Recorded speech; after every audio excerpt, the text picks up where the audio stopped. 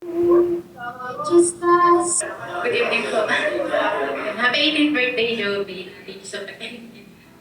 Ang wish ko lang is, matupad yung mga pangarap mo sa buhay. And sana, stay humble. Tapos, huwag mong makakalimutan magpasalamat lagi kay Lord. Tsaka, kung may mga problema ka, hindi ka lang kami mga kanyang pages. Happy 18th birthday. So ayan mga kaitsi, narinig po natin ang wish ni Bibi Biancy para kay Joby, no? Talagang sinabi niya na stay humble. Kasi nakita naman po natin kung gaano po ka-blessed si Bibi Biancy, pero nagiging humble pa rin siya hanggang sa ngayon. At syempre, nakikita din po natin kung paano po siya magsalita na wala ng kemi-kemi, na hindi na nahihiya. At ang mga improvements po na yan ay dahil nga po kay Kalingap Ido. So maraming salamat sa ating lahat mga kaitsi.